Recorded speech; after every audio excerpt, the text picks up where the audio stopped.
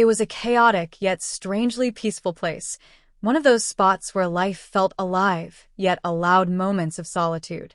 Amid the bustle of voices and movement, he sat, sipping his coffee, lost in thought. He wasn't anyone remarkable, just an ordinary man trying to find meaning in a life that had become monotonous. This place was his escape, his sanctuary, where he observed the world moving while he stood still. That's when he saw her for the first time. She wasn't like anyone he had ever seen before. Her presence was magnetic, her beauty understated, yet captivating. She carried an air of mystery, as though she didn't entirely belong to the world around her. A soft breeze seemed to follow her every step, her dark hair falling perfectly over her shoulders as she moved with quiet confidence. She sat a few tables away from him, pulling out a book as though she had been there countless times. But something about her felt different, unique, as if she carried secrets too heavy to share. He couldn't help but glance in her direction, hoping she wouldn't notice. Yet, when she caught his gaze, she didn't shy away. Instead, she offered a soft smile, a smile that both welcomed and warned. Minutes passed, then an hour, and he found himself unable to leave. He wasn't sure why, but something about her held him there. Perhaps it was her calm in the midst of chaos, or the quiet sadness that flickered behind her eyes. Whatever it was, it drew him in. When she got up to leave, the sound of her chair scraping against the floor pulled him from his thoughts. In her haste, she dropped a small notebook. Instinctively, he picked it up and rushed after her, calling out. She turned, her eyes wide, a hint of panic flashing across her face. "You dropped this," he said, holding out the notebook. For a moment, she hesitated, as though debating whether to take it. Then she smiled again, softer this time, and accepted it. "Thank you," she said, her voice as delicate as the wind. Before he could say anything else, she added, "Not everything is as it seems, you know." He blinked, unsure how to respond. But before he could gather his thoughts, she was gone, disappearing into the crowd as if she'd never been there. The words lingered in his mind, cryptic yet meaningful, leaving him with a strange sense of curiosity. That night, as he lay awake, he couldn't stop thinking about her. Who was she? What did she mean by those words? He found himself returning to the place the next day and the day after, hoping to see her again. Days turned into weeks, and just when he began to believe she was a fleeting dream, she returned, walking into the same spot as though nothing had changed. But in her eyes, there was a spark of recognition, a silent acknowledgement that their story was just beginning. The second meeting felt like fate, though he wasn't sure if he believed in such things. She walked in with the same calm confidence, her gaze scanning the room until it landed on him. This time, she approached him. "You're always here, aren't you?" she said with a teasing smile, taking the seat across from him without waiting for an invitation. He felt his heart race, but managed to smile. "And you disappear as if you were never here," he replied, trying to sound composed. They talked, cautiously at first, as if feeling their way through uncharted territory. Her name, he learned, was Elena. She was warm, funny, and easy to talk to, yet there was a guardedness about her, like a wall she kept firmly in place. Every time he tried to ask something personal, she would steer the conversation away, deflecting with charm and humor.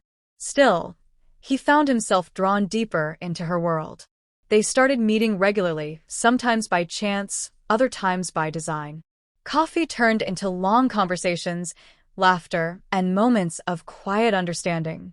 She had a way of making the mundane seem extraordinary, of turning the simplest gestures into something meaningful.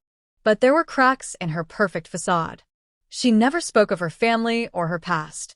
When her phone rang, she would glance at it, her expression unreadable, before silencing it without a word. Sometimes, she would disappear for days without explanation, only to return as if nothing had happened. "You're like a puzzle," he told her one day, half joking but wholly curious. "And you're the kind of person who likes puzzles," she replied, her smile not quite reaching her eyes. Despite her evasiveness, he couldn't stop himself from falling for her. There was something about her vulnerability, The way she seemed to carry the weight of the world on her shoulders while pretending it didn't exist, that made him want to protect her.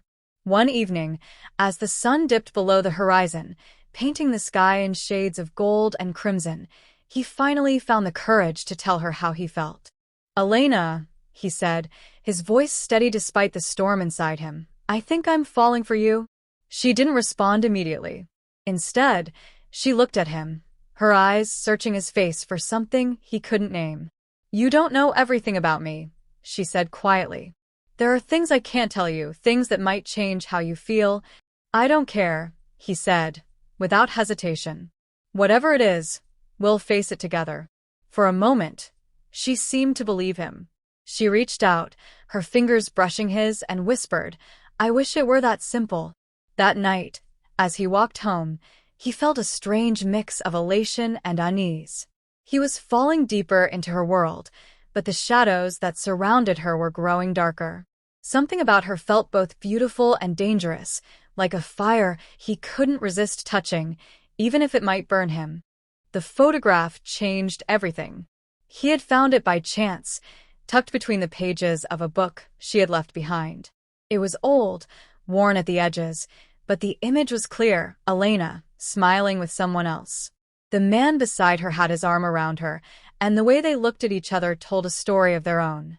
He tried to dismiss it, convincing himself it was from her past, something that no longer mattered. But the doubts crept in, growing louder with every passing moment. Who was the man? Why had she never mentioned him? And why did the photograph feel like a secret he wasn't meant to uncover? Days turned into restless nights. He couldn't bring himself to confront her immediately, afraid of the answers he might receive. But the questions refused to leave him alone, gnawing at his thoughts until he finally decided he needed to know the truth. When they met again, she greeted him with her usual warmth, but he noticed the subtle shifts, the way her eyes darted away when he looked too closely, the hesitation in her voice when he asked about her day. He couldn't ignore it any longer.